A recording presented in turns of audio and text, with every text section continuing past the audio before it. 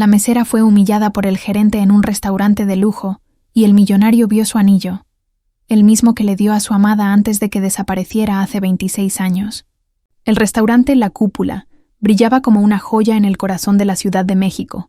Candelabros de cristal derramaban su luz sobre manteles impecables, mientras el tintineo de copas y platos se mezclaba con las conversaciones elegantes de los comensales, entre el ir y venir de los meseros.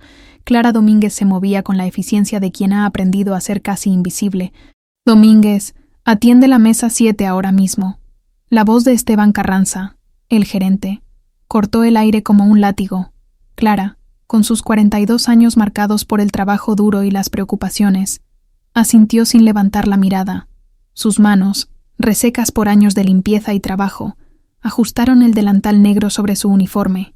Se dirigió hacia la mesa donde un grupo de ejecutivos celebraba algún negocio exitoso. «Buenas noches, señores. ¿Puedo ofrecerles algo más?», preguntó con una sonrisa practicada. Entre los comensales, un hombre de porte distinguido y mirada profunda observaba la escena con aire distraído.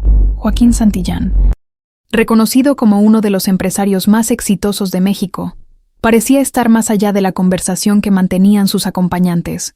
«Tráenos otra botella del Chateau Margaux 2015, y esta vez procura no derramarla sobre la mesa», dijo uno de los hombres con tono burlón, provocando risas en el grupo.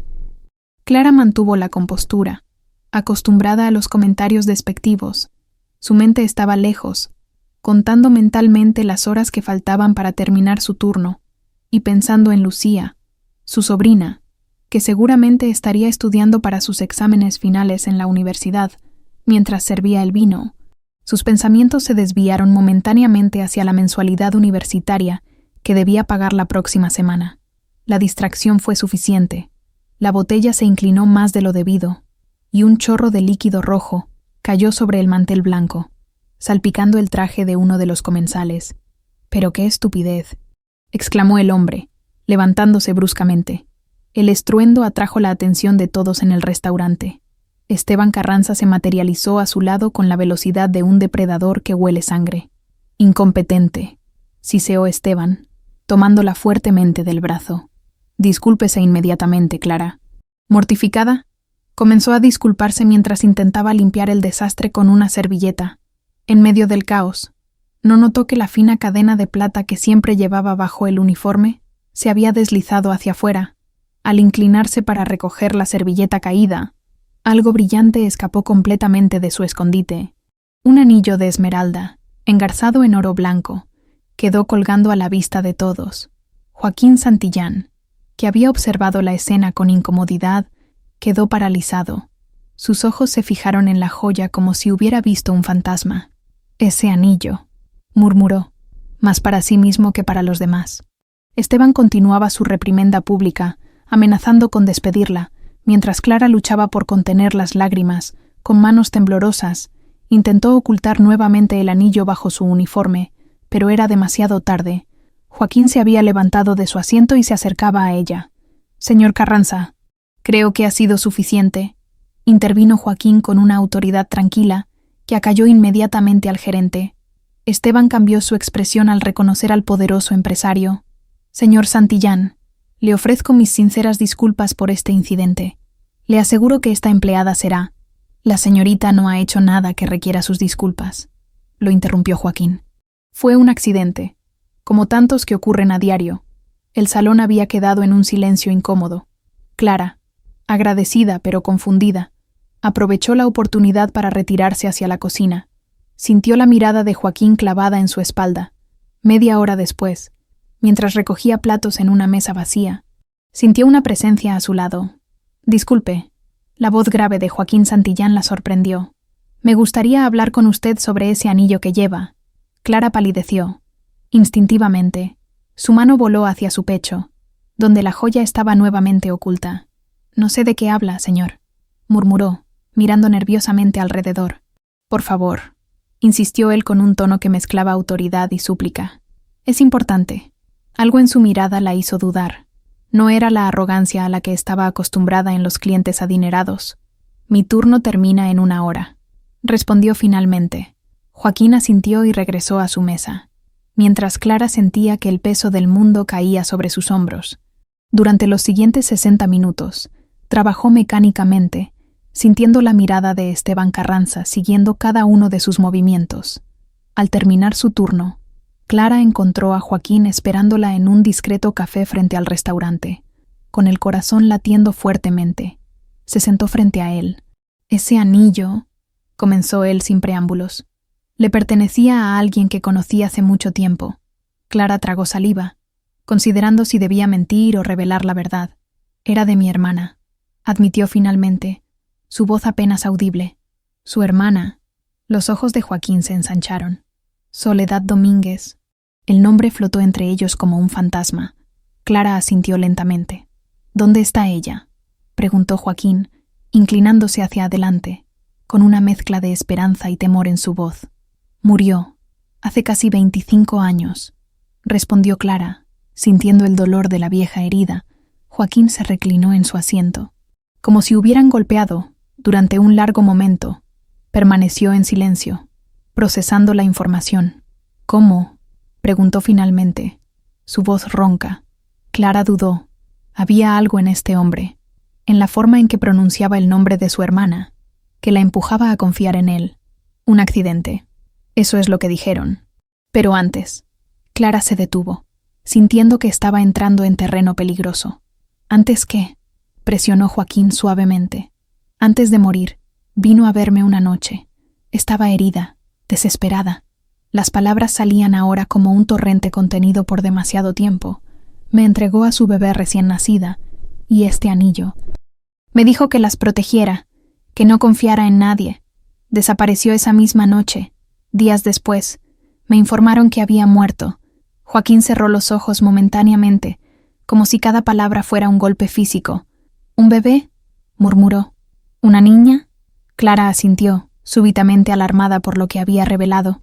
«Se llama Lucía. Ahora tiene 25 años», respondió con cautela. El empresario sacó su billetera y extrajo una foto antigua. En ella, un joven Joaquín abrazaba a una hermosa mujer que sonreía a la cámara. En su dedo brillaba el mismo anillo de esmeralda. «Soledad y yo íbamos a casarnos», dijo con voz entrecortada. «Desapareció sin dejar rastro. Hace 26 años. Nunca supe que estaba embarazada». Clara observó la fotografía, sintiendo que el mundo se tambaleaba bajo sus pies. Durante toda su vida adulta había protegido a Lucía, criándola como propia, manteniendo la promesa hecha a su hermana moribunda. Ahora, sentado frente a ella, estaba el hombre que podría ser el padre de Lucía. «Necesito saber qué pasó realmente», dijo Joaquín, con determinación brillando en sus ojos. «Y necesito conocer a Lucía». En ese momento, el teléfono de Clara vibró con un mensaje de su sobrina preguntando dónde estaba. Dos mundos a punto de colisionar.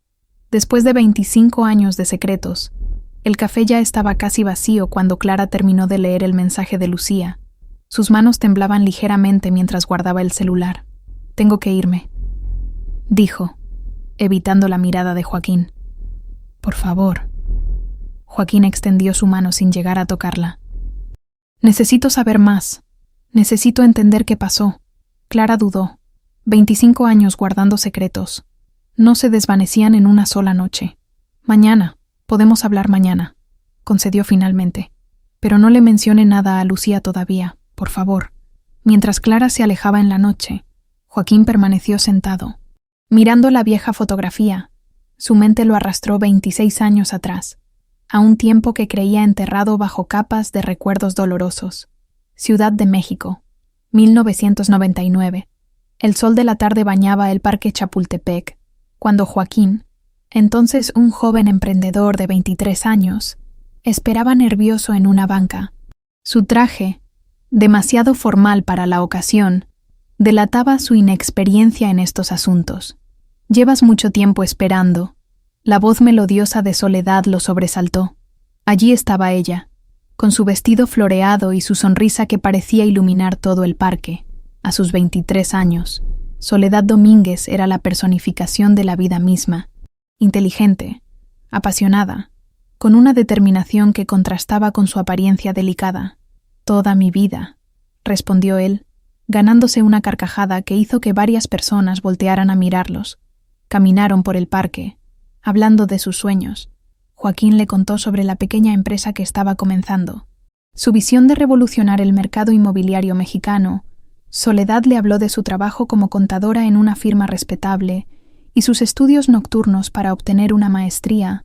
Lo que no mencionaron ese día, ni en las semanas siguientes mientras su relación florecía, era la sombra que se cernía sobre ellos. La enemistad entre la familia de Soledad y Horacio Carranza, uno de los empresarios más poderosos y despiadados de México. Mi padre nunca perdonó a Carranza. Le confió Soledad meses después, recostada en su pecho una noche estrellada en la azotea de su apartamento. Lo culpa por la quiebra de nuestro negocio familiar. Por la depresión que llevó a mi madre a la tumba, Joaquín la abrazó más fuerte. Para entonces, su pequeña empresa había atraído la atención de inversores importantes, y él mismo había rechazado una oferta de compra del conglomerado Carranza. Horacio no es un hombre que acepte un no por respuesta, le advirtió su mentor, un viejo amigo de su padre. Ten cuidado, muchacho. Pero el amor y la ambición de juventud parecían invencibles. En su primer aniversario, Joaquín llevó a Soledad a Valle de Bravo, bajo un cielo tachonado de estrellas. Se arrodilló frente a ella. Quiero pasar el resto de mi vida contigo, dijo, abriendo una pequeña caja que contenía un anillo de esmeralda. Soledad contuvo el aliento. La joya brillaba como sus ojos verdes bajo la luz de la luna. Es hermoso, susurró, mientras él deslizaba el anillo en su dedo. Perteneció a mi abuela, explicó Joaquín. Decía que la esmeralda representa la esperanza y el amor eterno. Se besaron bajo las estrellas, prometiéndose un futuro juntos, sin saber que el destino ya había comenzado a tejer una red de traiciones a su alrededor. Una semana después, Soledad desapareció sin dejar rastro. Mientras tanto, en un pequeño apartamento en la colonia Narvarte, Clara recibió una llamada que cambiaría su vida. A sus 17 años, se preparaba para iniciar la universidad, siguiendo los pasos de su hermana mayor. Clara, ¿estás sola? La voz de Soledad sonaba extraña, casi irreconocible. Sí, papá está trabajando. ¿Qué pasa, Sole? No te he visto en semanas. Un silencio pesado llenó la línea antes de que Soledad respondiera. Necesito verte. Esta noche. No le digas a nadie, ni siquiera a papá. Es cuestión de vida o muerte. El tono aterrorizado de su hermana dejó a Clara helada. Esa noche, esperó despierta hasta que un golpe suave en la puerta la sobresaltó pasada la medianoche. Al abrir, apenas reconoció a la figura tambaleante ante ella. Soledad, siempre impecable, estaba pálida, demacrada, con el cabello enmarañado y un vestido manchado. En sus brazos, sostenía un pequeño bulto envuelto en una manta. Dios mío, Sole, ¿qué te pasó? Clara la ayudó a entrar, cerrando la puerta rápidamente. Escúchame bien, hermanita. Soledad hablaba con urgencia, mientras colocaba el bulto en brazos de Clara. No tengo mucho tiempo. Volverán a buscarme. Clara miró con asombro al bebé dormido en sus brazos. ¿Quién es? Mi hija, tu sobrina. Su nombre es Lucía. La voz de Soledad se quebró. Necesito que la cuides, que la protejas. No le digas a nadie quién es su padre. Pero no entiendo, Sole. ¿Quién te hizo esto? ¿Dónde has estado? Soledad se quitó el anillo de esmeralda y lo colocó en la mano de Clara junto con un sobre. Aquí hay dinero y documentos para la niña. Si algo me pasa, este anillo debe llegar a Joaquín algún día. Él no sabe de la niña. No pude decirle. Me estás asustando, murmuró Clara, lágrimas formándose en sus ojos. Vamos a la policía. Papá nos ayudará. No. Soledad prácticamente gritó, asustando al bebé que comenzó a llorar. No confíes en nadie. Los Carranza tienen ojos y oídos en todas partes. Si preguntan, di que Lucía es hija de una amiga que murió. Nunca menciones mi nombre. Clara intentó retenerla, pero Soledad besó a su hija por última vez y se dirigió hacia la puerta. Volveré si puedo, dijo, con una última mirada cargada de dolor. Te quiero, Clara. Cuida a mi pequeña. 2 días después, la policía encontró un cuerpo en las afueras de la ciudad, tan desfigurado que solo pudo ser identificado por las pertenencias. Una identificación a nombre de Soledad Domínguez. Señor Santillán. La voz del camarero devolvió a Joaquín al presente. El café estaba cerrando. Había pasado horas perdido en sus recuerdos. Al llegar a su lujosa residencia en Las Lomas, encontró a Silvia, su esposa, esperándolo en la sala. ¿Dónde estabas? Te esperábamos para cenar. Su tono era acusatorio. Sus ojos escudriñaban su rostro en busca de pistas. Una reunión se alargó. Mintió, dirigiéndose directamente al bar para servirse un whisky. Andrés quería hablar contigo sobre su solicitud a la universidad, continuó Silvia, refiriéndose a su hijo de 17 años. Últimamente pareces más ausente que de costumbre. Joaquín asintió distraídamente, su mente aún procesando la revelación de que podría tener una hija con Soledad. El amor que nunca pudo olvidar a pesar de los años y de su matrimonio con Silvia. Esa noche, Joaquín apenas durmió. En su estudio, desenterró una vieja caja fuerte oculta tras un cuadro. Dentro, además de documentos importantes, guardaba un pequeño álbum, fotografías de él y Soledad, recortes de periódicos sobre su desaparición, notas que había tomado durante su búsqueda desesperada. «Voy a descubrir la verdad», murmuró, pasando sus dedos sobre una fotografía descolorida. «Por ti, por nuestra hija».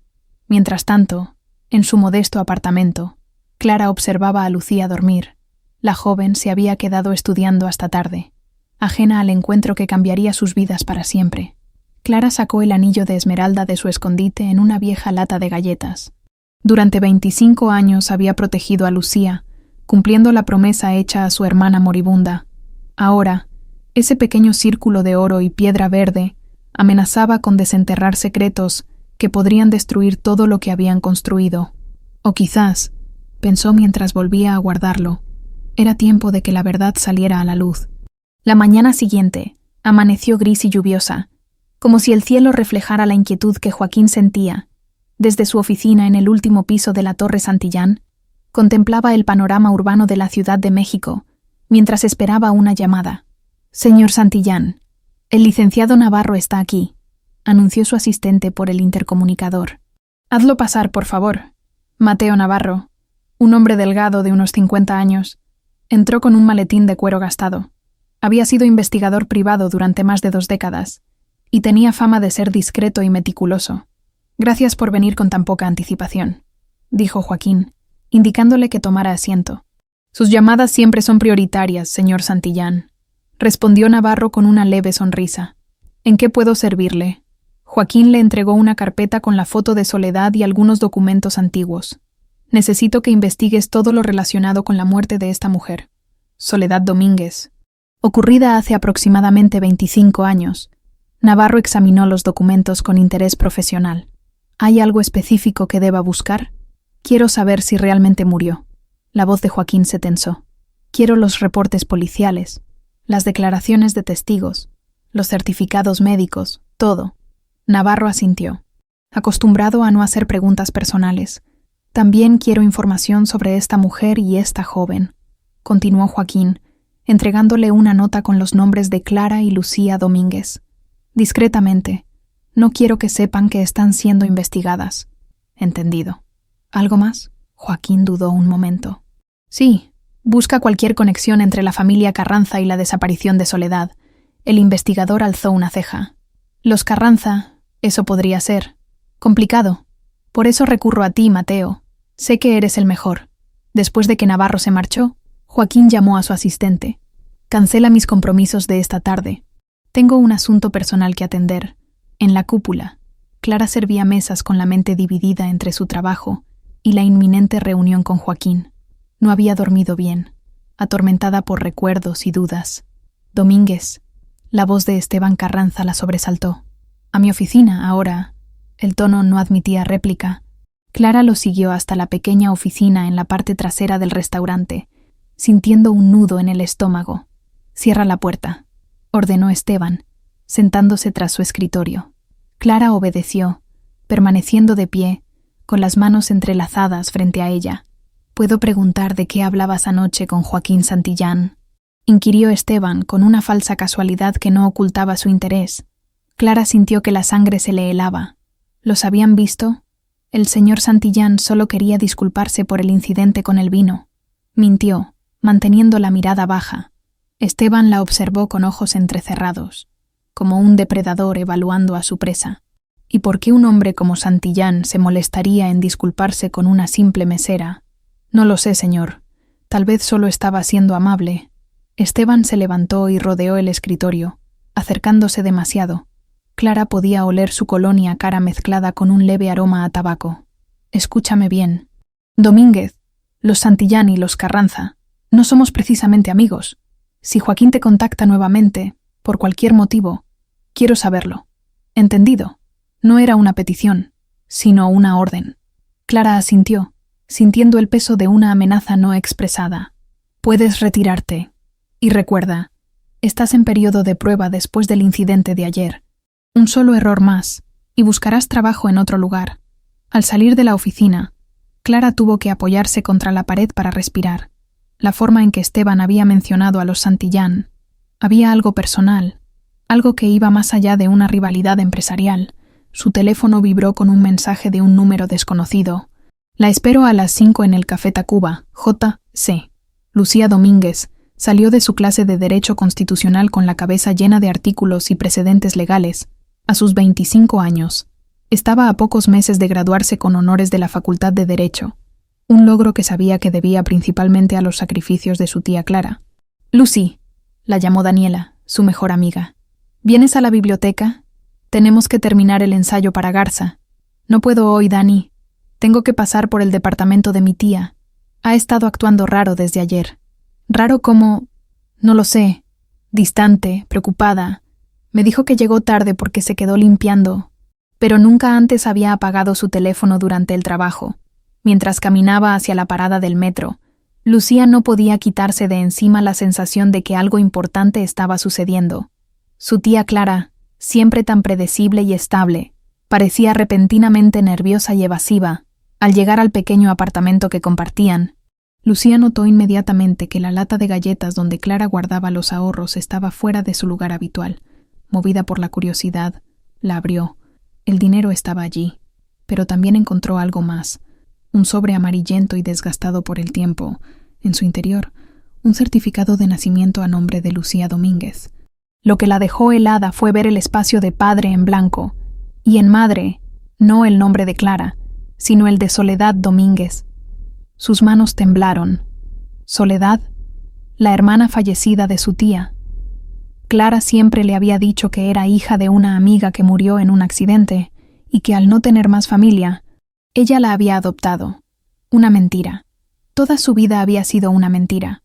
Con el corazón latiendo desbocado, Lucía comenzó a buscar frenéticamente en los cajones y armarios de Clara, algo que nunca antes había hecho. Bajo una pila de ropa encontró una caja de zapatos vieja. Dentro, una fotografía amarillenta. 2 mujeres jóvenes sonriendo a la cámara. Reconoció a Clara, de unos 16 o 17 años. La otra mujer, tan parecida a ella misma que resultaba perturbador, debía ser Soledad, su madre biológica. El sonido de llaves en la puerta la sobresaltó. Rápidamente guardó todo, excepto el certificado de nacimiento, que sostuvo como evidencia mientras enfrentaba a la mujer que entraba. «¿Por qué me mentiste?», preguntó directamente, mostrando el documento. «Soledad era mi madre, ¿verdad? Tu hermana, no una amiga». Clara dejó caer su bolso, el color abandonando su rostro. «Lucía, yo puedo explicarlo. Llevo 25 años viviendo una mentira». Las lágrimas comenzaban a correr por sus mejillas. ¿Quién era mi padre? ¿Qué le pasó realmente a mi madre? ¿Por qué tantos secretos? Clara se sentó pesadamente, como si las preguntas fueran golpes físicos. Siempre planeé decírtelo todo cuando fuera el momento adecuado. ¿Y cuándo sería eso? Cuando tuvieras 80 años. Cuando yo tuviera hijos. Clara extendió una mano hacia ella, pero Lucía retrocedió. Estás ocultándome algo más, ¿verdad? Ayer, cuando llegaste tarde, tiene que ver con todo esto. El silencio de Clara fue toda la respuesta que necesitaba. ¿Sabes qué? No quiero escuchar más mentiras. Lucía tomó su mochila y se dirigió a la puerta. Cuando estés lista para decirme toda la verdad, sabes dónde encontrarme. La puerta se cerró con un golpe que pareció resonar en el pequeño apartamento durante mucho tiempo. En un elegante despacho del edificio corporativo de Carranza Enterprises, Esteban recibía un informe de su jefe de seguridad, La mesera se reunió con Santillán anoche, después de su turno. Estuvieron hablando casi una hora en el café de enfrente. Esteban tamborileó los dedos sobre su escritorio de caoba. ¿De qué hablaron? No pudimos escuchar, señor, pero ella parecía alterada. ¿Y hoy? ¿Tienen otra reunión programada a las 5? Esteban contempló la fotografía enmarcada de su padre, Horacio Carranza, que dominaba la pared tras su escritorio. El viejo había llevado muchos secretos a la tumba, pero le había dejado instrucciones muy claras sobre la mujer que vivía en el ala norte de la mansión familiar. María es responsabilidad de la familia. Nadie debe hablar con ella. Nadie debe hacerle preguntas sobre su pasado. Durante años, Esteban había obedecido sin cuestionar, pero siempre le intrigó el cuidado especial que su padre dedicaba a esa mujer misteriosa, supuestamente una prima lejana con problemas mentales. Quiero que sigas a Clara Domínguez. Averigua todo sobre ella y su familia. Mientras su empleado salía, Esteban tomó una decisión. Era hora de hacerle una visita a María. Quizás, después de tantos años, era momento de conocer la verdad que su padre había protegido tan celosamente. El Café Tacuba, con sus más de 100 años de historia, era un remanso de tradición en medio de la modernidad desenfrenada de la Ciudad de México. Clara llegó puntualmente a las 5, encontrando a Joaquín en una mesa discreta al fondo del salón. «Gracias por venir», dijo él, levantándose cortésmente. «¿Le apetece un café?» Clara asintió, distraída. Su encuentro con Lucía seguía pesando en su mente. «Hay algo que debo decirle», comenzó mientras el mesero se alejaba con su orden. Lucía descubrió parte de la verdad. Encontró su certificado de nacimiento. Joaquín se tensó visiblemente. «¿Sabe sobre mí?» «No, solo sabe que Soledad era su madre biológica, no una amiga como siempre le dije». Clara se frotó las sienes. «Se fue muy alterada. Lo siento», murmuró Joaquín. «No era mi intención complicar su vida. Tarde o temprano tenía que pasar», respondió ella con resignación. «Llevo 25 años cargando este secreto. A veces pienso que ya es demasiado peso». El café llegó, dándole a Clara un momento para reorganizar sus pensamientos. «He contratado a un investigador», confesó Joaquín. «Necesito saber qué ocurrió realmente con Soledad». Clara palideció. «Es peligroso. Si los Carranza están involucrados como sospechaba mi hermana, ¿qué tienen que ver exactamente los Carranza en todo esto?», preguntó Joaquín, inclinándose hacia adelante. Clara dudó, pero finalmente decidió compartir sus sospechas. «Soledad mencionó a los Carranza la noche que me entregó a Lucía. Dijo que tenían ojos y oídos en todas partes». Bajó la voz. «Y hay algo más. Mi jefe actual, Esteban Carranza, me interrogó hoy sobre nuestra conversación de anoche». Joaquín frunció el ceño, procesando la información. «¿Esteban Carranza es su jefe? ¿El hijo de Horacio?» «Sí, es el gerente de la cúpula. Nunca hice la conexión con lo que pasó hace 25 años. Hasta ahora, se miraron en silencio, comprendiendo que habían tocado algo mucho más grande y oscuro de lo que imaginaban. «Necesito conocer a Lucía», dijo Joaquín después de un momento. Clara negó con la cabeza. «Aún no. Está confundida y dolida. Déjeme hablar con ella primero». Joaquín sacó una tarjeta de presentación y escribió un número en el reverso. «Mi número personal. Llámeme cuando crea que es el momento adecuado». Al despedirse, Clara no notó la figura que los observaba desde un automóvil estacionado al otro lado de la calle. Lucía caminaba sin rumbo fijo por el campus universitario, su mente un torbellino de preguntas sin respuesta. Se detuvo frente al edificio de la biblioteca, decidiendo finalmente entrar. La investigación era lo que mejor se le daba. Era hora de aplicar sus habilidades a su propia historia, en las computadoras de la hemeroteca digital. Buscó noticias de hace 25 años. Soledad Domínguez muerte. Arrojó varios resultados. Con el corazón acelerado, abrió el primero. Encuentran cuerpo de mujer en Barranco. Autoridades identifican preliminarmente a la víctima como Soledad Domínguez, 24 años. Se sospecha accidente. La noticia era breve, casi un pie de página. Lucía continuó buscando, encontrando solo menciones superficiales del caso. Era como si alguien hubiera querido minimizar el incidente. Amplió su búsqueda. Soledad Domínguez contadora. Apareció una foto de graduación de la Universidad Nacional Autónoma de México. Promoción de 1998. En la imagen, Su madre sonreía junto a otros graduados. El parecido entre ambas era innegable. Los mismos ojos almendrados, la misma forma del rostro. Probó otra búsqueda. Contadores desaparecidos, México, 1999. Entre los resultados, un artículo llamó su atención. Prestigiosa firma contable lamenta desaparición de empleada. Soledad Domínguez, contadora de Grupo Financiero Azteca, no se ha presentado a trabajar desde hace una semana. El artículo mencionaba que Soledad estaba trabajando en una auditoría importante antes de su desaparición. Lucía anotó el nombre de la empresa. Grupo Financiero Azteca. Nueva búsqueda. Grupo Financiero Azteca Historia. Los resultados revelaron que la empresa había sido adquirida por Carranza Enterprises en 1999, poco después de la desaparición de Soledad. Lucía sintió un escalofrío. Carranza, el mismo apellido que el odioso jefe de su tía, coincidencia, absorta en su investigación, no notó que alguien se había sentado junto a ella hasta que una voz la sobresaltó. «Disculpa, ¿puedo ayudarte?» Lucía levantó la mirada, encontrándose con un hombre de unos 45 años, bien vestido y con una expresión amable. «Soy el profesor Ramírez, del Departamento de Historia», se presentó. «Te he visto en la Facultad de Derecho». «Cierto. Sí, soy Lucía Domínguez», respondió cautelosamente. «Estás investigando sobre Soledad Domínguez», observó él, mirando su pantalla. «¿Puedo preguntar por qué?» Algo en su tono hizo que Lucía dudara. ¿Por qué estaba tan interesado? «Es para un proyecto», mintió. «Sobre casos no resueltos de los 90. El profesor asintió, pero su mirada sugería que no le creía. «Si necesitas ayuda con tu proyecto, podría tener acceso a archivos que no están digitalizados», ofreció, entregándole una tarjeta. «Llámame si te interesa».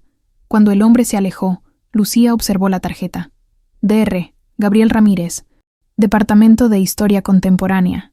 Sin embargo, lo que aceleró su pulso fue el logo en la esquina, una pequeña S, estilizada, que reconoció como el emblema de Santillán Group. La mansión Carranza se alzaba majestuosa en una exclusiva zona de lomas de Chapultepec. A diferencia de las residencias modernas que la rodeaban, mantenía un aire colonial, con sus gruesos muros y ventanas estrechas que parecían guardar secretos. Esteban atravesó el largo pasillo del ala norte, asintiendo al guardia que vigilaba una elegante puerta de madera. Había estado allí infinidad de veces, pero siempre brevemente y siguiendo las instrucciones de su padre. No hacer preguntas personales, no mencionar el pasado, limitarse a asegurarse de que María tenía todo lo que necesitaba. La mujer que encontró sentada junto a la ventana parecía mayor de los 49 años que sabía que tenía. Su cabello, prematuramente blanco, estaba recogido en una trenza simple. Sus ojos, del verde más intenso que Esteban había visto jamás, se fijaron en él con esa mezcla de ausencia y curiosidad que siempre lo inquietaba. «Buenos días, María», saludó, forzando una sonrisa. «¿Cómo te sientes hoy?» Ella lo miró largamente antes de responder. El mismo cielo, las mismas paredes. Su voz era suave, con un dejo de melancolía. «No ha cambiado nada, Esteban». Que recordara su nombre era una buena señal. Según los médicos, la condición de María era extraña. Recordaba perfecto su vida dentro de la mansión durante los últimos 25 años, pero nada anterior. Su mente había creado una barrera impenetrable alrededor de su pasado. «Te he traído algo», dijo Esteban, entregándole un pequeño libro de poesía. María lo aceptó con una leve sonrisa. La lectura era uno de sus pocos placeres. «Me preguntaba», comenzó Esteban casualmente, «¿has tenido algún recuerdo nuevo? ¿Algo de antes de venir aquí?» Los ojos de María se nublaron instantáneamente, como si una cortina hubiera caído tras ellos. «Sabes que no debo hablar de eso», respondió mecánicamente. «El doctor dice que me altera». Esteban asintió, maldiciendo internamente la efectividad de la programación psicológica que su padre había encargado. Cualquier intento de explorar el pasado de María activaba una respuesta de ansiedad que podía derivar en crisis graves. Decidió cambiar de estrategia. «¿Te importaría ver algunas fotografías?» Sacó su teléfono y le mostró una imagen del restaurante La Cúpula durante una fiesta reciente. «Estamos pensando en remodelar». María observó la foto con interés, hasta que su mirada se detuvo en un punto específico. Sus manos comenzaron a temblar. ¿Qué sucede?, preguntó Esteban, alarmado por su reacción. Esa mujer, murmuró María, señalando a una figura apenas visible en el fondo de la imagen. Esteban amplió la foto. Era Clara Domínguez, sirviendo en una mesa distante. ¿La conoces?, preguntó con una calma que no sentía. María parpadeó confundida, llevándose una mano a la sien. No lo sé. Su rostro. De repente, su respiración se aceleró. Me duele la cabeza, por favor. Necesito mi medicamento. Esteban llamó inmediatamente a la enfermera, mientras observaba cómo sedaban a María. Una certeza se formaba en su mente. Clara Domínguez era la clave para desenterrar los secretos que su padre se había llevado a la tumba. Lo que no sabía era que esos secretos amenazaban no solo su fortuna y posición, sino los mismos cimientos de su identidad. Joaquín observaba la ciudad desde la ventana de su oficina cuando su teléfono sonó. Era Mateo Navarro, su investigador. «Tengo información preliminar, señor Santillán», anunció sin preámbulos. «Necesitamos reunirnos personalmente. Lo que encontré es delicado. ¿Qué tan delicado? Lo suficiente para no hablarlo por teléfono. Puede recibirme esta tarde, 1 hora después». Mateo extendía una carpeta sobre el escritorio de Joaquín. «El certificado de defunción de Soledad Domínguez tiene irregularidades», explicó el investigador. La identificación del cuerpo fue rápida, casi apresurada. No hubo autopsia completa debido al estado de descomposición, pero el accidente supuestamente había ocurrido apenas 2 días antes. Joaquín revisó los documentos con el ceño fruncido. ¿Estás sugiriendo que el cuerpo podría no ser el de Soledad? Es una posibilidad. Navarro extrajo otra hoja. Además, el médico que firmó los documentos, Dr. Federico Vidal, trabajó durante años para la familia Carranza. El nombre hizo que Joaquín se tensara. ¿Qué más has averiguado sobre los Carranza? Esto es lo más interesante. Navarro sacó una fotografía reciente. Horacio Carranza falleció hace 3 años, pero antes mantuvo durante décadas a una mujer en su mansión, una supuesta pariente con problemas mentales llamada María. Joaquín tomó la fotografía. Era borrosa, tomada a distancia, mostrando a una mujer de cabello blanco sentada junto a una ventana. Nadie fuera del círculo íntimo de los Carranza la ha visto en persona, continuó Navarro. Mi fuente trabaja en la mansión hace 5 años. Dice que hay estrictas instrucciones. Nadie habla con ella sobre su pasado o le hace preguntas personales. Joaquín no podía apartar la mirada de la imagen, buscando en esos rasgos difusos alguna semejanza con la mujer que amó. Necesito una fotografía más clara. Estoy trabajando en ello. Mi fuente arriesga su empleo, posiblemente más. ¿Hay alguna forma de acceder a la mansión? ¿De verla personalmente? Navarro negó con la cabeza. La seguridad es impenetrable, pero hay alguien que podría ayudarnos. El doctor Vidal. Está retirado. Vive en Cuernavaca. Y según mi investigación, hace tiempo que no recibe su pensión de los Carranza. Joaquín asintió, tomando una decisión. Concerta una reunión con Vidal. Ofrécele lo que sea necesario. Cuando Navarro se marchó, Joaquín permaneció contemplando la fotografía borrosa. Podría ser ella. Podría Soledad estar viva, prisionera durante 25 años. Su teléfono vibró con un mensaje. ¿Podemos vernos? Tengo información sobre mi madre, Lucía Domínguez. La mansión Carranza era un mundo aparte, con sus propias reglas y secretos, en sus jardines primorosos, inmunes al caos de la ciudad. El tiempo parecía fluir diferente. María caminaba lentamente por el sendero de piedra. Bajo la vigilancia discreta de su enfermera personal, después del episodio con Esteban, habían aumentado su medicación, dejándola en un estado de permanente neblina mental. Las rosas le recordaban algo, alguien, un rostro que aparecía en sus sueños pero se desvanecía al despertar.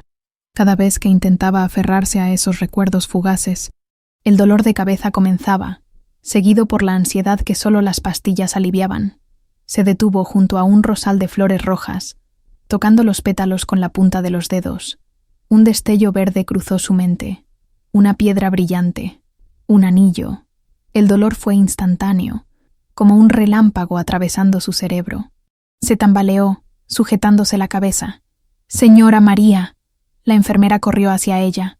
Venga, es hora de su medicina. María se dejó conducir dócilmente de regreso a su habitación, donde la esperaba un nuevo médico, a diferencia del doctor habitual. Este hombre joven la miraba con genuina curiosidad. Buenas tardes, María. Soy el doctor Mendoza. Se presentó con una sonrisa amable. El doctor Rivera está de vacaciones, así que yo lo sustituiré estas semanas. María asintió, acostumbrada a los cambios de personal. Lo que no sabía era que Roberto Mendoza había sido recientemente contratado por Esteban Carranza con instrucciones muy específicas. Evaluar la verdadera condición mental de María y determinar si su amnesia podría revertirse. Me gustaría hacerle algunas preguntas sobre su día a día, comenzó el doctor, mientras preparaba una inyección. ¿Le molesta? No recuerdo mi pasado, respondió María automáticamente. Los médicos dicen que tuve un accidente. Mendoza notó cómo repetía la frase como si fuera una lección aprendida. No se preocupe, no hablaremos de su pasado, la tranquilizó. Solo quiero conocerla mejor, mientras le administraba el sedante. Mendoza observaba sus reacciones. Durante su entrevista con Esteban, había quedado claro que la verdad sobre María era un asunto delicado. Lo que no esperaba era descubrir, al revisar su expediente médico, que los tratamientos a los que había sido sometida durante años parecían diseñados no para curarla, sino para mantenerla en un estado de confusión controlada. Cuando María se quedó adormilada, Mendoza examinó las cicatrices casi imperceptibles cerca de sus sienes. Eran consistentes con una antigua terapia electroconvulsiva, un tratamiento drástico y actualmente considerado cuestionable para la amnesia. ¿Qué te hicieron realmente?, pensó, mientras tomaba notas detalladas. En una cafetería cercana a la universidad, Lucía esperaba nerviosa. Después de mucho dudar, había decidido contactar al número en la tarjeta que le dio Joaquín Santillán. ¿Por qué un importante empresario se hacía pasar por profesor para acercarse a ella, cuando Joaquín entró y se dirigió a su mesa? Lucía se tensó. Lo había investigado. Presidente de Santillán Group, uno de los hombres más ricos de México. Filántropo, viudo y vuelto a casar. Un hijo adolescente. Gracias por aceptar verme, dijo él sentándose frente a ella. ¿Por qué me buscó en la biblioteca? ¿Por qué la farsa del profesor Ramírez? Joaquín suspiró. No quería alterarte. Pensé que si te abordaba directamente podría asustarte. ¿Y por qué me buscaría el CEO de Santillán Group? Presionó Lucía, su instinto de abogada en ciernes aflorando. Joaquín extrajo una fotografía de su billetera y la colocó sobre la mesa. Era la misma imagen que había mostrado a Clara. Él y Soledad abrazados, sonriendo. Esta es tu madre, Soledad, y yo. Creo que soy tu padre biológico. Lucía sintió que el suelo se desvanecía bajo sus pies. Tomó la fotografía con manos temblorosas. El parecido entre ella y la mujer era innegable. Mi tía nunca. Ella dijo que mi padre había muerto antes de que yo naciera. Yo no sabía que Soledad estaba embarazada cuando desapareció, explicó Joaquín. Me enteré hace apenas unos días, cuando vi el anillo de esmeralda que tu tía guardaba. ¿Anillo de esmeralda? Se lo di a tu madre poco antes de su desaparición. Era un anillo de compromiso. La voz de Joaquín se quebró ligeramente. Íbamos a casarnos. Lucía procesaba la información, intentando encajar las piezas del rompecabezas que era su vida. Si lo que dices es cierto, ¿por qué mi madre desapareció? ¿Por qué nunca volvió a contactarte? Eso es lo que estoy investigando, respondió Joaquín. Y creo que los Carranza están involucrados. El apellido hizo que Lucía se sobresaltara. Carranza. Encontré que mi madre trabajaba en una empresa que fue adquirida por Carranza Enterprises justo después de su desaparición, y el jefe actual de tu tía es Esteban Carranza, añadió Joaquín. Hay demasiadas coincidencias. Lucía se inclinó hacia adelante, la confusión inicial transformándose en determinación. Necesito saber la verdad, toda la verdad. Puede ser peligroso, advirtió Joaquín. Si los Carranza realmente están involucrados en la desaparición de tu madre, no se detendrán ante nada para mantener sus secretos. No me importa. La firmeza en su voz sorprendió incluso a Lucía. He vivido 25 años sin saber quién soy realmente. No viviré ni un día más en la ignorancia. Joaquín reconoció en ella la misma determinación que había amado en Soledad. Hay algo más que debes saber, dijo después de un momento. Tengo razones para creer que tu madre podría estar viva. Esa noche, Esteban Carranza recibía el informe del doctor Mendoza en su despacho privado. ¿Está seguro de sus conclusiones, doctor?, preguntó, después de escuchar la evaluación. Completamente. La amnesia de María no es orgánica ni natural. Mendoza eligió cuidadosamente sus palabras. Los tratamientos que ha recibido durante años parecen diseñados para suprimir selectivamente ciertos recuerdos. En términos simples, le han lavado el cerebro. Y podría recuperar la memoria. Es posible, especialmente si se expone a estímulos significativos de su pasado, lugares, personas, objetos con fuerte carga emocional. Esteban se levantó, caminando hacia la ventana con las manos enlazadas tras la espalda. ¿Cuál es su recomendación profesional? Reducir gradualmente la medicación y comenzar terapia cognitiva, respondió Mendoza. Con el tiempo, podríamos recuperar gran parte de su memoria. Esteban se volvió hacia él, su expresión indescifrable. Proceda con la reducción de medicación, pero manténgame informado de cualquier cambio, por pequeño que sea. Cuando el médico se retiró, Esteban descolgó el teléfono. Duplica la vigilancia sobre Clara Domínguez, ordenó. Y quiero saber inmediatamente si Joaquín Santillán se acerca a la mansión. Por cualquier motivo, lo que Esteban no sabía era que, en ese preciso momento, María despertaba sobresaltada de un sueño. En él, sostenía a una bebé en sus brazos, mientras susurraba un nombre que, por primera vez en 25 años, recordaba claramente al despertar. Lucía, Cuernavaca, con su clima primaveral eterno, era el refugio perfecto para quienes buscaban escapar del caos de la Ciudad de México. En una modesta casa rodeada de bugambilias, el doctor Federico Vidal disfrutaba de una jubilación que cualquiera consideraría tranquila, pero la paz en sus ojos se esfumó al encontrar a Joaquín Santillán en su puerta. ¿Cómo me encontró?, preguntó con una voz apenas audible. Eso no importa, doctor, respondió Joaquín. Lo que importa es que necesito respuestas. El anciano médico, de casi 75 años, observó a su visitante con una mezcla de miedo y resignación. Horacio Carranza ya no puede protegerme, ¿verdad?, murmuró, haciéndose a un lado para dejarlo entrar. La sala estaba repleta de libros y fotografías familiares. Joaquín notó que ninguna mostraba momentos recientes. Todas parecían tener décadas. Mi familia me abandonó hace 15 años, explicó Vidal, siguiendo su mirada. Mi esposa no podía soportar más los secretos. Las llamadas a medianoche, las desapariciones sin explicación. Mis hijos tampoco entendieron. ¿Todo por servir a los Carranza? Vidal asintió, sirviendo 2 tazas de café con manos temblorosas. Al principio eran solo favores profesionales. Atender discretamente a empresarios que no querían escándalos.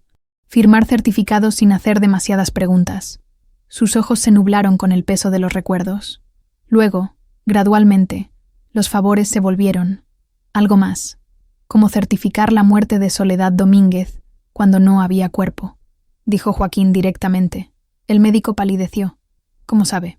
Los documentos tienen discrepancias, y Horacio Carranza no era conocido por su meticulosidad en los detalles. Vidal pareció envejecer 10 años en un instante. ¿Qué quiere de mí, señor Santillán? La verdad sobre Soledad, sobre lo que realmente pasó. El médico tomó un sorbo de café, como buscando fuerzas.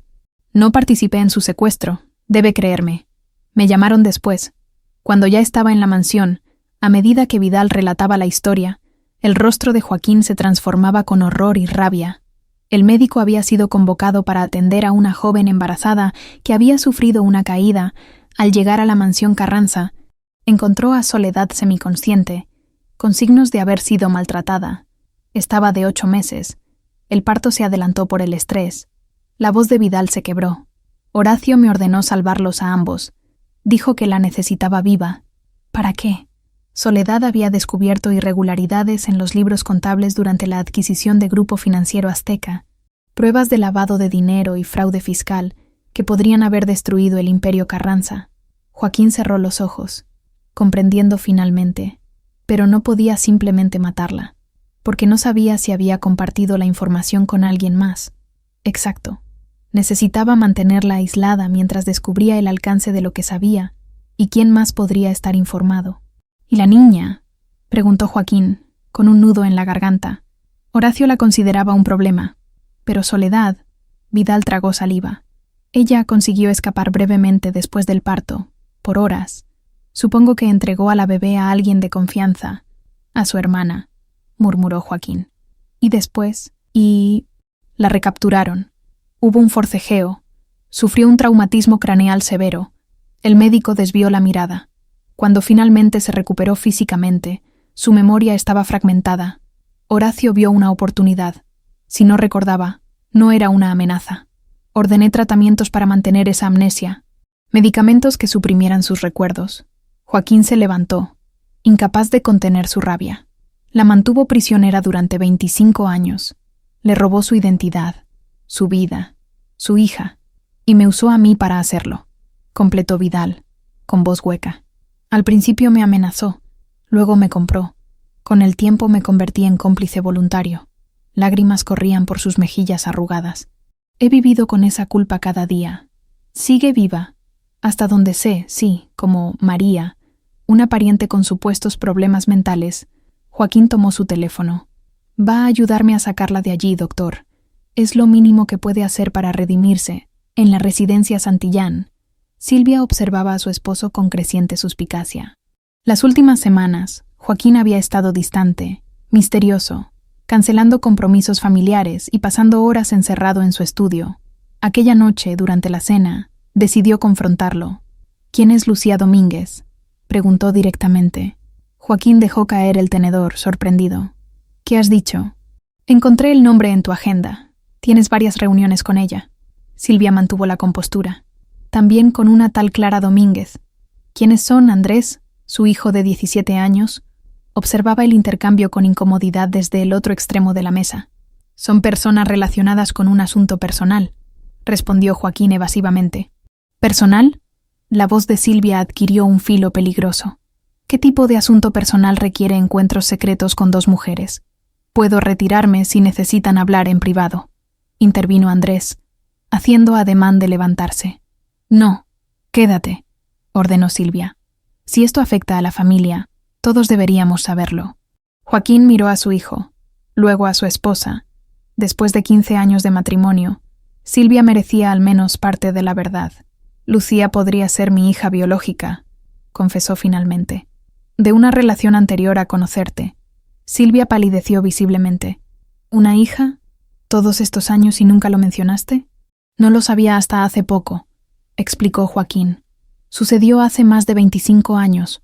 Su madre desapareció cuando estaba embarazada, y ahora aparece convenientemente cuando tu fortuna es considerable. La incredulidad en la voz de Silvia era palpable. No es así. Joaquín sacudió la cabeza. Es complicado. ¿Cuántos años tiene?, preguntó Andrés, hablando por primera vez. 25, respondió Joaquín, mirando a su hijo con cierta aprensión. ¿Entonces es mi hermana mayor? El concepto parecía fascinar al adolescente. Posiblemente, estamos realizando pruebas de ADN. Silvia se levantó abruptamente. Necesito procesar esto, dijo con frialdad. Andrés, termina tu cena. Una vez sola en su habitación, Silvia hizo una llamada que había estado evitando durante años. Necesito verte, dijo cuando le contestaron. Es sobre Joaquín Santillán. Creo que está desenterrando el pasado. El apartamento de Clara parecía extrañamente vacío sin Lucía. 3 días habían pasado desde su confrontación, y aunque se mensajeaban brevemente, la joven se negaba a volver hasta que Clara estuviera lista para contarle toda la verdad. El timbre sonó, sobresaltándola. Al abrir, encontró a Lucía acompañada por Joaquín Santillán. «Necesitamos hablar, tía», dijo Lucía, entrando sin esperar invitación. Los tres, Clara observó cómo su sobrina y el empresario tomaban asiento en su modesta sala. Parecían haber desarrollado una conexión en pocos días. «Sé que eres mi madre biológica», comenzó Lucía sin rodeos, «y sé que él podría ser mi padre». «¿Cómo?» Clara miró a Joaquín. «Yo se lo dije», admitió él. «Tiene derecho a saber». Clara suspiró, sintiendo cómo décadas de secretos se desmoronaban. «Lo siento, Lucía. Debí decírtelo antes. ¿Por qué no lo hiciste?» Los ojos de Lucía brillaban con lágrimas contenidas. «¿Por qué mantener toda esta mentira? Para protegerte, tu madre». Soledad estaba aterrorizada cuando te trajo a mí. Dijo que los Carranza la perseguían, que nunca estarías a salvo si sabían de tu existencia. ¿Y nunca te preguntaste por qué los Carranza la perseguían?, intervino Joaquín. ¿No hiciste nada para investigar? Tenía 17 años, exclamó Clara, dejando salir la frustración acumulada. Mi hermana apareció en medio de la noche, herida, con un bebé recién nacido. Luego desapareció y días después me dicen que está muerta. ¿Qué debía hacer? Enfrentarme a una de las familias más poderosas de México. El silencio que siguió fue pesado, cargado de emociones contenidas durante demasiado tiempo. No te estoy culpando, tía, dijo finalmente Lucía, tomando sus manos. Sé que hiciste lo mejor que pudiste, pero ahora necesito saber todo, sobre mi madre, sobre lo que realmente pasó. Clara respiró hondo, decidiendo que era hora de desenterrar la única pista que había guardado durante todos esos años. Hay algo más, dijo, levantándose para buscar en un viejo álbum de fotos. La noche que Soledad te trajo, también me dio esto. Extrajo un papel doblado y desgastado por el tiempo. Al abrirlo, Joaquín y Lucía vieron páginas de números y códigos incomprensibles. Dijo que si algo le pasaba, esto debía llegar a las autoridades, explicó Clara. Pero después de su muerte, tuve demasiado miedo. Lo guardé, pensando que algún día entendería qué significaba. Joaquín examinó el documento con creciente excitación. Estos son registros contables, transacciones entre empresas fantasma. Miró a Clara con nueva admiración. No entendías lo que tenías. Pero lo guardaste todos estos años. El instinto, supongo, respondió ella con una pequeña sonrisa. Esto podría ser la prueba que Soledad descubrió. Joaquín volteó hacia Lucía. La razón por la que los Carranza la secuestraron. ¿Secuestraron?, repitió Clara palideciendo. ¿No murió en un accidente? Joaquín les relató entonces su encuentro con el doctor Vidal, la verdad sobre el cautiverio de Soledad y su nueva identidad como María, mi madre. Está viva. La voz de Lucía temblaba. ¿Ha estado prisionera todos estos años? Clara se llevó las manos a la boca, horrorizada. Dios mío, y yo trabajo para ellos, para el hijo del hombre que hizo esto. Necesitamos sacarla de allí, dijo Joaquín. Tengo un plan, pero necesito la ayuda de ambas. Mientras los tres discutían los detalles, no sabían que en ese preciso momento Esteban Carranza recibía una visita inesperada. Silvia Santillán había acudido a ofrecerle información sobre los movimientos de su esposo. A cambio de garantías para su hijo y su seguridad financiera, las piezas del tablero comenzaban a moverse hacia una confrontación inevitable. La luz suave del amanecer se filtraba a través de las cortinas semitransparentes de la habitación de María. El doctor Mendoza observaba atentamente a su paciente, mientras reducía la dosis de medicamentos en el gotero intravenoso. Siguiendo las instrucciones de Esteban Carranza, ¿cómo se siente hoy?, preguntó con tono casual mientras revisaba sus signos vitales. María parpadeó varias veces, como si estuviera despertando no solo de un sueño, sino de un letargo mucho más profundo. Diferente, respondió, llevándose una mano a la sien. Mi cabeza está más clara. Es normal, aseguró Mendoza. Estamos ajustando su medicación para mejorar su calidad de vida. Lo que no mencionó fue que la reducción gradual de los sedantes y bloqueadores neuronales que le habían administrado durante años estaba permitiendo que su cerebro comenzara a reconectar vías neuronales largamente dormidas.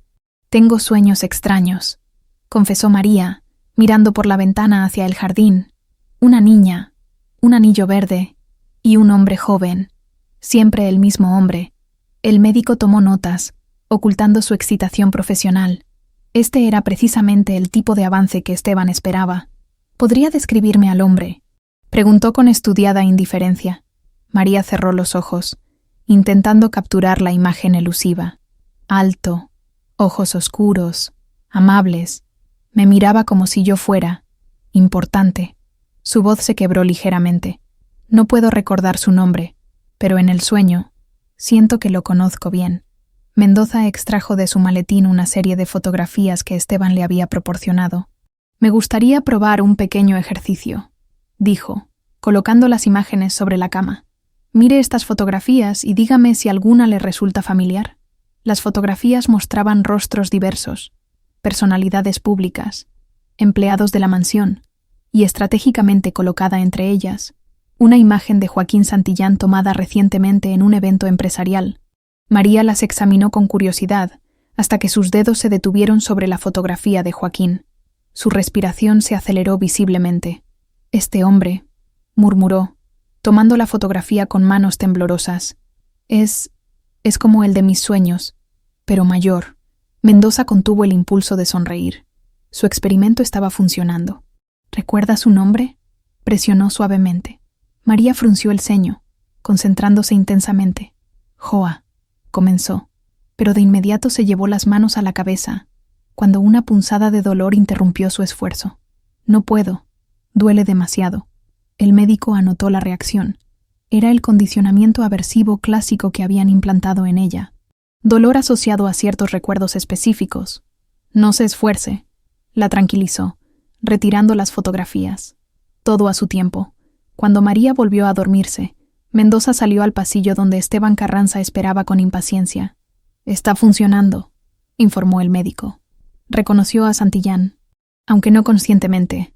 Los recuerdos están ahí, enterrados pero accesibles. «¿Cuánto tiempo hasta que recupere la memoria por completo?», preguntó Esteban, con una expresión inescrutable. «Imposible saberlo. Podría ser gradual, durante semanas o meses, o podría ocurrir de golpe ante un estímulo suficientemente poderoso». Esteban asintió, pensativo. «Continúe con el tratamiento, doctor. Y recuerde, discreción absoluta». Lo que Esteban no revelaba eran sus verdaderas intenciones. Necesitaba saber exactamente qué recordaba María sobre los crímenes de su padre antes de decidir qué hacer con ella. Si recordaba demasiado, podría convertirse en una amenaza mayor de lo que ya era. Lucía examinaba meticulosamente los documentos contables que su madre biológica había ocultado hace 25 años. Con su formación en Derecho y algunas consultas discretas a profesores de contabilidad forense, comenzaba a entender la magnitud del descubrimiento de Soledad. «Son transferencias internacionales», explicó a Joaquín y Clara en el apartamento seguro que habían establecido para reunirse. Horacio Carranza desviaba fondos a paraísos fiscales, pero no solo eso. Hay indicios de sobornos a funcionarios públicos, lavado de dinero del narcotráfico, lo suficiente para destruir el imperio Carranza, concluyó Joaquín. «Y para enviar a Horacio a prisión por décadas», añadió Lucía. «No es de extrañar que reaccionara tan drásticamente cuando mi madre lo descubrió. Clara, que había pedido un permiso temporal en el restaurante alegando problemas familiares, observaba a su sobrina con una mezcla de orgullo y preocupación. «¿Crees que Esteban continúa con las mismas prácticas?», preguntó. «Es posible», respondió Joaquín, «pero lo importante ahora es rescatar a Soledad. El doctor Vidal nos proporcionará los planos detallados de la mansión y los códigos de seguridad que conoce, que podrían haber cambiado en los años desde su última visita», apuntó Lucía pragmáticamente. «Por eso necesitamos a alguien dentro». Joaquín miró significativamente a Clara. «Alguien en quien Esteban confíe lo suficiente». Clara palideció. «¿Quieres que me infiltre en la mansión Carranza? Es imposible. Soy una simple mesera. No tengo acceso a su residencia personal. Pero Esteban está interesado en ti», dijo Joaquín. «Te ha interrogado sobre mí, ha aumentado la vigilancia sobre ti. Podemos usar eso a nuestro favor». Lucía tomó la mano de su tía. «No te pediríamos esto si hubiera otra manera. Pero es mi madre, tu hermana». Clara cerró los ojos, invadida por recuerdos de su última noche con Soledad. La había dejado ir. Había aceptado su supuesta muerte demasiado fácilmente. Esta era su oportunidad de redención. «¿Cuál es el plan?», preguntó finalmente. En su oficina privada, Esteban Carranza recibía a Silvia Santillán, elegante como siempre. La esposa de Joaquín mantenía una compostura fría que ocultaba su nerviosismo interior. «Agradezco que me reciba con tan poca anticipación», dijo ella, aceptando la copa de vino que le ofrecía. «Cualquier esposa del gran Joaquín Santillán merece toda mi atención», respondió Esteban con una sonrisa calculada, especialmente cuando menciona temas tan intrigantes por teléfono. Silvia tomó un sorbo. «Buscando valor. Mi esposo está obsesionado con una mujer llamada Soledad Domínguez», dijo directamente. «Una antigua novia que supuestamente murió hace años, y ahora ha encontrado a la hija que nunca supo que tenían». Esteban mantuvo su expresión neutral. aunque internamente procesaba la confirmación de sus peores temores. Fascinante. ¿Y por qué acude a mí con esta información? Porque también mencionó a los Carranza, respondió Silvia. Dijo que tu familia estaba involucrada en la desaparición de Soledad, y sospecho que está planeando algo. Imprudente. ¿Qué busca exactamente, señora Santillán? Esteban la observaba con intensidad. ¿Venganza? ¿Dinero? ¿Protección? ¿Seguridad para mi hijo?, respondió sin titubear. ¿Y garantías financieras? Si Joaquín está a punto de destruir todo por una obsesión del pasado, necesito asegurar el futuro de Andrés. Esteban asintió lentamente. Era el tipo de motivación que entendía perfectamente. ¿Qué puede ofrecerme a cambio? Información sobre sus planes, sus movimientos, las personas involucradas. Silvia se inclinó hacia adelante. Sé que ha contratado a un investigador privado que ha estado reuniéndose secretamente con Clara y Lucía Domínguez y que ha contactado al doctor Vidal en Cuernavaca. La mención de Vidal tensó visiblemente a Esteban. Era la confirmación de que Joaquín sabía demasiado. Impresionante, concedió. Parece que tenemos un acuerdo potencial, señora Santillán. Lo que Silvia no sabía era que, mientras negociaba, un joven de 17 años escuchaba la conversación a través de la aplicación de grabación que había instalado en el teléfono de su madre esa mañana. Después de notar su comportamiento sospechoso, Andrés Santillán, sentado en su habitación, sentía cómo su mundo se desmoronaba al escuchar a su madre traicionar a su padre. En la mansión Carranza, María observaba la lluvia golpear contra los ventanales de su habitación. El doctor Mendoza había continuado reduciendo su medicación. Y con cada día que pasaba, fragmentos de memoria emergían como piezas de un rompecabezas incompleto. Esa tarde, durante su caminata por el jardín, había visto rosas rojas. El recuerdo surgió con tal fuerza que tuvo que sentarse, un joven Joaquín, entregándole un ramo de rosas rojas en su cumpleaños número 23. Las rosas son hermosas, pero ninguna tanto como tú, Soledad, había dicho. Soledad. El nombre resonaba en su mente como un eco lejano pero persistente. ¿Era su nombre? Era ella Soledad y no María. Cuando la enfermera llegó con su cena, María la miró con nuevos ojos. ¿Cuánto tiempo llevo aquí?, preguntó con voz clara, sorprendiendo a la mujer. No lo sé, señora María, balbuceó la enfermera, claramente incómoda. Yo solo llevo 5 años trabajando aquí, y en ese tiempo he tenido visitas, familia, amigos. Solo el señor Esteban y los médicos, respondió la mujer evitando su mirada. Debería comer antes de que se enfríe. Cuando la enfermera se marchó, María, o quizás Soledad, contempló la lujosa prisión que había sido su hogar durante lo que parecían décadas. Por primera vez en mucho tiempo, no sentía miedo ni confusión, sino algo mucho más poderoso, ira, y con la ira venían más recuerdos. Un bebé en sus brazos, una huida desesperada en la noche, su hermana menor, entonces apenas una adolescente, prometiendo proteger a la niña. Lucía, susurró, saboreando el nombre de su hija. Mi pequeña Lucía, mientras la lluvia arreciaba contra los ventanales. Soledad tomó una decisión. No sabía cómo, pero encontraría la manera de escapar, de recuperar su vida y reunirse con su hija, de hacer justicia. Lo que no sabía era que, en ese preciso momento, 3 personas planeaban meticulosamente su rescate, mientras una cuarta, el joven Andrés Santillán, tomaba su propia decisión trascendental, enfrentar a su madre y ayudar a su recién descubierta hermana. Aunque eso significara ponerse en contra de los deseos maternos, el círculo comenzaba a cerrarse. El destino, paciente durante 25 años, finalmente estaba listo para cumplirse. La sede corporativa de Carranza Enterprises se alzaba imponente en el centro financiero de la Ciudad de México, 50 pisos de vidrio y acero que reflejaban la ambición y el poder que Horacio Carranza había construido durante décadas. En el último piso, protegidos por sistemas de seguridad de última generación, se encontraban los archivos personales del difunto patriarca. Esteban contemplaba la ciudad desde el ventanal de la oficina que había pertenecido a su padre. La revelación de que Joaquín Santillán sabía sobre María lo había dejado profundamente perturbado. Durante años había cumplido las instrucciones de su padre sin hacer demasiadas preguntas, pero ahora necesitaba respuestas. «Tráeme los archivos confidenciales de mi padre», ordenó a su asistente. «Todos ellos, y no quiero interrupciones». 3 horas después, Esteban se enfrentaba a la verdad que su padre había ocultado meticulosamente. Entre documentos codificados y correspondencia privada, emergía una historia escalofriante de obsesión y venganza. En una carpeta marcada como Operación Esmeralda, encontró fotografías de vigilancia de Joaquín Santillán y Soledad Domínguez, tomadas en 1999, informes detallados de sus movimientos, transcripciones de llamadas telefónicas interceptadas. La obsesión de Horacio con destruir a Joaquín iba mucho más allá de una simple rivalidad empresarial. Un documento particularmente revelador era una carta escrita por su padre, nunca enviada, dirigida a Ricardo Domínguez, el padre de Soledad. Ricardo, han pasado 15 años, pero no he olvidado cómo testificaste contra mí en aquel juicio. Tu testimonio me costó 2 años en prisión y casi destruyó mi imperio naciente. Juré que me vengaría de ti y de todos los tuyos. Tu hija mayor está ahora en mis manos.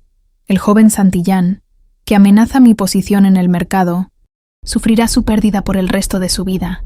La justicia poética existe, viejo amigo. Esteban dejó caer la carta, horrorizado.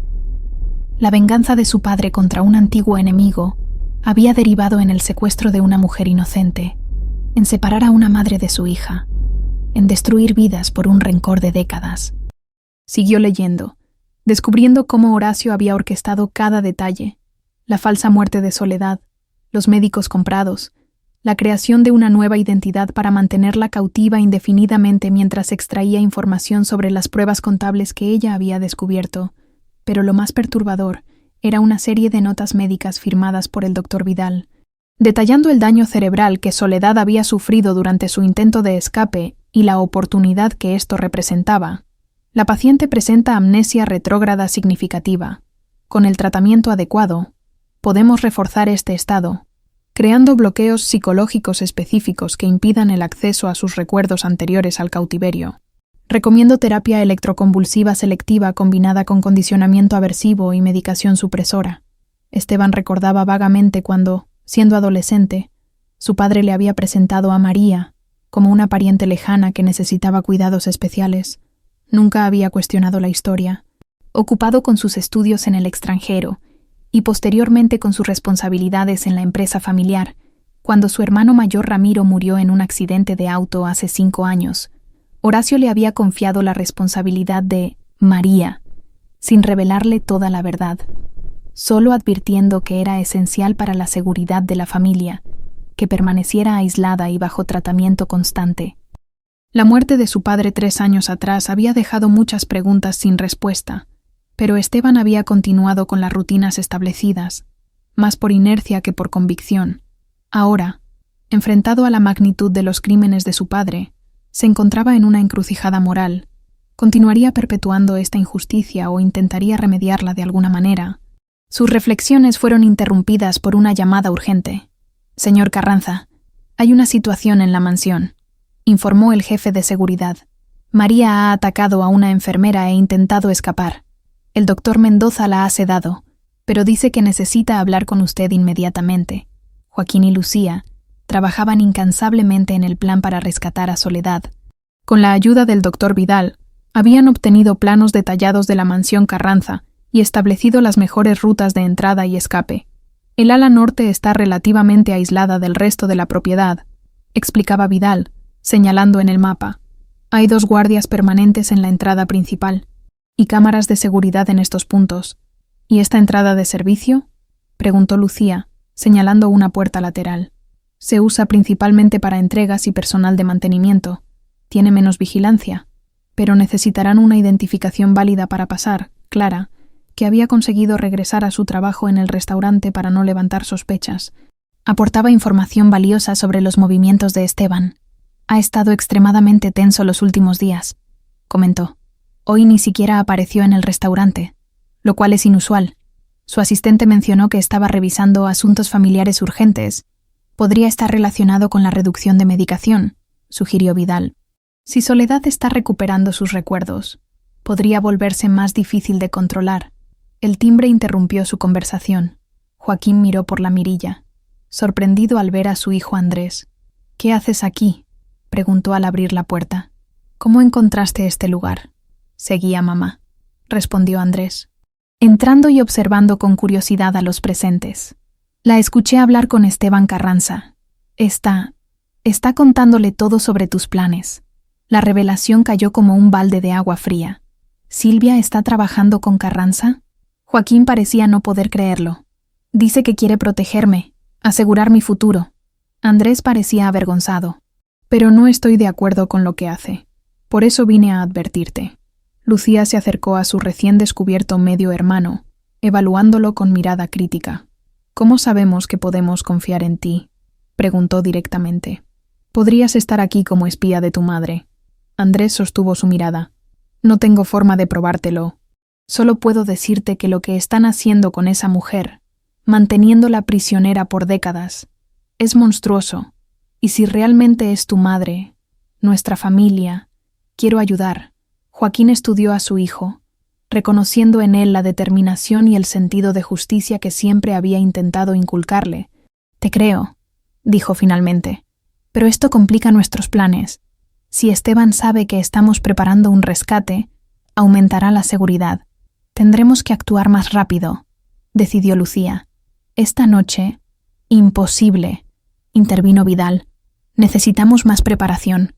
Y si Soledad está sedada después de un intento de escape, será más difícil moverla. Tengo una idea, dijo Clara repentinamente. Esteban ha estado intentando sonsacarme información sobre Joaquín, y si le doy lo que quiere, podría desviar su atención mientras ustedes se preparan. Es demasiado peligroso, objetó Joaquín. Es nuestra mejor opción, insistió Clara. Puedo decirle que estoy dispuesta a cooperar, que estoy asustada por tu investigación. Le daré información parcialmente verdadera, suficiente para que me crea, pero no para comprometer el plan real. Mientras discutían los detalles, Andrés recibió un mensaje de su madre preguntando dónde estaba. El tiempo se agotaba. En la mansión Carranza, el doctor Mendoza explicaba a Esteban la situación con preocupación evidente. Su progreso cognitivo es mucho más rápido de lo que anticipé, dijo. La reducción de medicación ha permitido que recuerdos profundamente enterrados emerjan súbitamente. Durante el incidente, llamó a la enfermera carcelera y exigió ver a su hija. ¿Mencionó el nombre de su hija?, preguntó Esteban tensamente. Sí, Lucía. Y también mencionó a su hermana, Clara. Dijo que tenía que advertirles sobre el hombre que la secuestró. Esteban caminó hasta la ventana, contemplando el jardín donde María, no, Soledad, había pasado tantos años en un limbo de identidad robada. ¿Cuáles son nuestras opciones, doctor? Mendoza dudó antes de responder. Médicamente, podemos revertir el proceso, aumentar la medicación hasta niveles anteriores. Eso suprimiría nuevamente sus recuerdos, al menos temporalmente, o podemos permitir que el proceso natural continúe, ayudarla a recuperar su identidad completa. Esteban se volvió hacia él con expresión indescifrable. ¿Y por qué querría yo hacer eso, doctor? ¿Liberar a una mujer que podría destruir el legado de mi padre y enviarme a prisión? Porque los crímenes fueron cometidos por su padre, no por usted, respondió Mendoza con una franqueza sorprendente. Porque tiene la oportunidad de corregir una injusticia terrible, y porque, si lo que he leído en los expedientes médicos es cierto, esta mujer ha sufrido un infierno que ningún ser humano merece. Esteban no respondió inmediatamente. Su teléfono sonó, mostrando un mensaje de Silvia Santillán con nueva información sobre los planes de Joaquín. Aparentemente, Clara Domínguez deseaba reunirse con él para hacer un trato. Las piezas comenzaban a encajar. Clara buscaba distraerlo mientras los demás preparaban el rescate. Era un plan predecible, casi amateur. Lo que ellos no sabían era que Esteban ya había tomado una decisión después de leer los archivos de su padre, una decisión que cambiaría para siempre el destino de todos los involucrados. Miró nuevamente hacia la habitación donde Soledad dormía bajo sedantes, prisionera durante 25 años por crímenes que no había cometido. Prepare a la paciente para un traslado, doctor, ordenó finalmente, y asegúrese de que nadie más en el personal esté informado. La tormenta que azotaba la Ciudad de México parecía un presagio.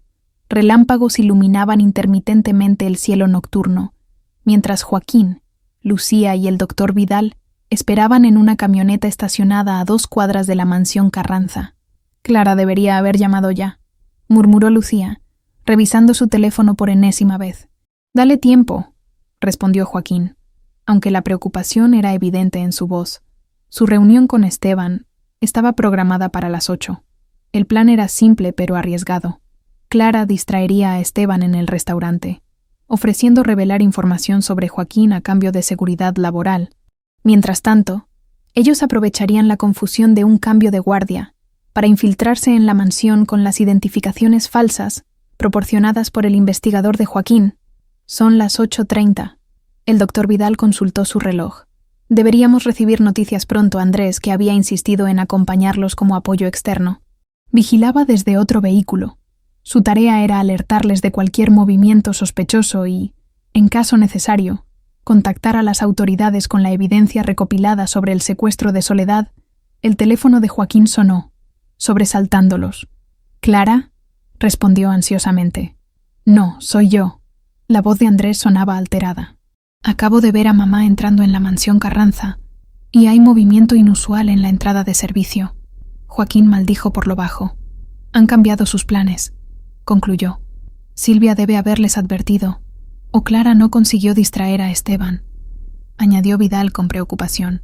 «También hay una ambulancia en la parte trasera», continuó Andrés. «Parece que están preparando algún tipo de traslado. La información cayó como una bomba. Si estaban trasladando a Soledad, perderían su oportunidad de rescatarla. Tenemos que actuar ahora», decidió Lucía, determinada. «No podemos esperar más». «Es demasiado arriesgado sin Clara», objetó Joaquín. «La seguridad estará en alerta máxima». «Es nuestra única oportunidad», insistió Lucía. «Si la trasladan, podría pasar otro cuarto de siglo antes de encontrarla». El doctor Vidal, que había permanecido en silencio, intervino. «Conozco una entrada que no aparece en los planos. La usábamos para situaciones médicas discretas. Está conectada directamente con el ala norte». Joaquín y Lucía intercambiaron miradas. La decisión estaba tomada. «Andrés, si no tienes noticias nuestras en 1 hora, envía toda la evidencia a las autoridades», instruyó Joaquín, «y mantente a salvo, con la lluvia cayendo implacablemente». Los 3 se dirigieron hacia la mansión, siguiendo las indicaciones de Vidal, hacia una puerta casi oculta entre la vegetación del muro este. La clave de acceso solía ser la fecha de nacimiento de Horacio Carranza, murmuró el médico, tecleando los números en el panel electrónico. Para su alivio, la puerta se abrió con un chasquido metálico. «No han cambiado los códigos», sonrió Vidal tensamente. «La arrogancia de los Carranza juega a nuestro favor». Avanzaron por un estrecho pasillo de servicio, iluminados únicamente por luces de emergencia. El doctor Vidal los guiaba con la seguridad de quien conoce cada recodo, cada puerta. «La habitación de Soledad está al final de este corredor», susurró. «Suele haber un guardia, pero si están preparando un traslado, podría estar ayudando con los preparativos». Efectivamente, el puesto del guardia estaba vacío. Sin embargo, al acercarse a la puerta principal de la habitación, escucharon voces en el interior. Joaquín reconoció inmediatamente una de ellas. Esteban Carranza. «Señora, necesito que coopere», decía Esteban con voz tensa. «El traslado es por su propia seguridad. No iré a ninguna parte», respondió una voz femenina, firme a pesar de su debilidad. «No hasta que me digas dónde está mi hija». Lucía ahogó un grito al escuchar la voz de su madre biológica por primera vez. Joaquín la sujetó del brazo, temiendo que pudiera irrumpir impulsivamente. «Tenemos que entrar», susurró Lucía con urgencia. «Pero Esteban está armado». Vidal señaló una puerta lateral. «Esa conecta con el baño privado de la habitación. Podemos entrar por ahí», mientras se deslizaban sigilosamente. La conversación en el interior continuaba. «Su hija está a salvo, María. O debería decir, Soledad». La voz de Esteban sonaba extrañamente conciliadora.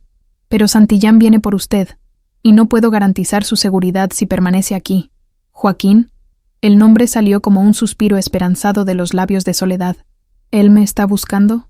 «Durante 25 años», respondió Esteban con cierta amargura. Nunca se rindió. A través de la puerta entreabierta del baño, Joaquín vislumbró por primera vez a Soledad, a pesar del cabello blanqueado prematuramente y las marcas que el cautiverio había dejado en su rostro. La reconoció inmediatamente. Era ella, su Soledad, sentada al borde de la cama mientras Esteban, y un hombre que presumió era el doctor Mendoza. Permanecían de pie frente a ella. El doctor Vidal le hizo una señal a Lucía para que esperara, pero ella, impulsada por 25 años de ausencia materna, empujó la puerta y entró. «¡Mamá!», exclamó, avanzando hacia Soledad. Lo que sucedió a continuación pareció desarrollarse en cámara lenta. Esteban, sorprendido por la intrusión, se volvió bruscamente. Revelando el arma que llevaba en la cintura, Mendoza intentó interponerse, pero fue apartado de un empujón. Soledad, momentáneamente confundida, miró a la joven que había entrado llamándola «mamá». «Atrás», ordenó Esteban, desenfundando el arma. «¿Cómo demonios entraron aquí?». Joaquín y el doctor Vidal aparecieron detrás de Lucía. Esteban, viéndose superado en número, tomó a Lucía del brazo y la colocó frente a él, apuntándole con la pistola. «Ni un paso más, Santillán», advirtió, «o tu hija pagará por tu imprudencia». Soledad, que había permanecido como paralizada, enfocó su mirada en Lucía. Algo se encendió en sus ojos. Un reconocimiento primitivo. «Maternal. Lucía», murmuró, su voz apenas audible. «Mi pequeña Lucía». Joaquín avanzó lentamente, las manos en alto. «Esteban, piensa lo que estás haciendo», dijo con calma forzada. «Esto no es culpa tuya. Fueron las acciones de tu padre. No tienes que continuar su legado de crueldad». «No me hables de mi padre», espetó Esteban, el arma temblando ligeramente en su mano. «No tienes idea de lo que está en juego». «Lo sabemos todo», intervino Vidal. «Los documentos contables, el secuestro, la falsa identidad, todas las pruebas están en manos seguras. Si algo nos sucede, irán directamente a las autoridades». Esteban soltó una risa amarga. «¿Crees que eso me importa ahora? Mi vida terminó en el momento en que descubrí la verdad sobre mi padre, sobre lo que le hizo a esta mujer. Entonces, ¿por qué el traslado?», preguntó Joaquín, notando por primera vez la maleta abierta sobre la cama. «Para protegerla», respondió Esteban. «De Silvia, de tus planes improvisados de rescate que podrían haber terminado en tragedia». El doctor Mendoza, que había permanecido en silencio, dio un paso adelante. «Señor Carranza, suelte a la joven. Estábamos haciendo lo correcto. Finalmente, no lo arruine ahora». La tensión en la habitación era palpable. Esteban mantenía el arma firmemente apuntada, pero su mirada vacilaba entre Joaquín, Vidal y la mujer a la que había mantenido cautiva durante años por orden de su padre. Fue entonces cuando sucedió. Soledad se levantó lentamente de la cama. Sus movimientos, aunque frágiles, tenían una determinación que captó la atención de todos. Se acercó a Esteban, ignorando el arma. «Durante 25 años he vivido en una neblina», dijo con voz sorprendentemente firme. 25 años de identidades falsas y recuerdos robados, pero ahora veo claramente. Su mirada se posó brevemente en Joaquín, luego en Lucía, y finalmente regresó a Esteban. «No eres tu padre. Esteban, nunca lo fuiste. Siempre vi bondad en ti, incluso cuando no sabía quién era yo misma». Esteban pareció desconcertarse. El arma en su mano bajó ligeramente. «Aún podemos resolver esto», continuó Soledad. «Todos podemos encontrar redención». En ese momento, se escucharon sirenas aproximándose. Alguien había alertado a las autoridades. La distracción fue suficiente. Lucía aprovechó para liberarse del agarre de Esteban, con una maniobra que había aprendido en sus clases de defensa personal. El arma cayó al suelo, y Joaquín se apresuró a alejarla de alcance. Esteban no opuso resistencia. Se dejó caer en una silla, el peso de décadas de secretos familiares finalmente aplastándolo, mientras las luces de las patrullas iluminaban intermitentemente la habitación a través de las ventanas. Soledad avanzó hacia Lucía y Joaquín. 25 años de separación forzada culminaban en este momento. «Mi niña», murmuró, tocando el rostro de Lucía con manos temblorosas. «Has crecido tanto». Lágrimas corrían libremente por el rostro de Lucía mientras abrazaba a la madre que nunca había conocido. Joaquín las rodeó a ambas con sus brazos, completando un círculo familiar roto durante demasiado tiempo, a través de la puerta abierta. Clara apareció, escoltada por Andrés. Sus ojos se llenaron de lágrimas al ver a su hermana mayor, viva después de tantos años. «Soledad», susurró, avanzando hacia ella. Las hermanas se fundieron en un abrazo que parecía contener todo el dolor y la esperanza de 25 años de separación. Afuera, la tormenta comenzaba a amainar, como si el cielo mismo celebrara la reunión largo tiempo postergada. Los relámpagos cesaron, y la lluvia se convirtió en una suave llovizna. El anillo del destino, guardado durante tanto tiempo por Clara, finalmente cumpliría su propósito, volver al dedo de su legítima dueña, simbolizando un amor y una familia que ni el tiempo, ni el poder, ni la maldad humana habían logrado destruir. Los días que siguieron al rescate de Soledad fueron un torbellino de emociones, declaraciones oficiales y adaptaciones. El caso captó la atención nacional. Una mujer mantenida cautiva durante 25 años bajo una identidad falsa, víctima de una venganza retorcida orquestada por uno de los empresarios más poderosos de México. En una habitación privada del Hospital Ángeles, Soledad recibía tratamiento para revertir años de medicación forzada y terapias manipuladoras. A su lado, Lucía apenas se separaba de ella, como temiendo que su madre recién encontrada pudiera desvanecerse nuevamente. «Tu tía Clara hizo un trabajo maravilloso criándote», comentó Soledad, observando a su hija con orgullo, mientras ésta organizaba los resultados de los exámenes médicos. «Te has convertido en una mujer extraordinaria. Gracias a ella», sonrió Lucía. «Sacrificó tanto por mí. Siempre fue así». Soledad acarició suavemente la mejilla de su hija. «Incluso cuando éramos niñas. Clara era la fuerte, la protectora». La puerta se abrió suavemente, y Clara entró con un ramo de girasoles. Las hermanas intercambiaron miradas llenas de emoción. «Tus favoritas», dijo Clara, colocando las flores en un jarrón. «Recordé que siempre decías que los girasoles eran como pequeños soles que alegran hasta el día más oscuro. No puedo creer que lo recuerdes». Los ojos de Soledad se humedecieron. «Hay tantas cosas que debo agradecerte, hermanita. Criaste a mi hija como tuya. La protegiste, le diste valores». Clara se sentó al borde de la cama, tomando la mano de su hermana. «Hice lo que me pediste, lo que cualquiera habría hecho». «No cualquiera», intervino Lucía. «Sacrificaste tu juventud, tus oportunidades, todo por mí». Un golpe suave en la puerta interrumpió el momento. Joaquín entró, seguido por Andrés. El joven, inicialmente incómodo con la situación, había desarrollado una conexión sorprendentemente rápida con Lucía. «Traigo buenas noticias», anunció Joaquín. «El juez ha denegado la solicitud de libertad bajo fianza para Esteban. Permanecerá detenido hasta el juicio». La mención de Esteban Carranza creó un breve silencio. A pesar de su participación en mantener el cautiverio de Soledad, todos reconocían que su situación era compleja. Había heredado los crímenes de su padre, y en el último momento había intentado hacer lo correcto. «¿Y Silvia?», preguntó Lucía, pensando en la difícil situación de su medio hermano.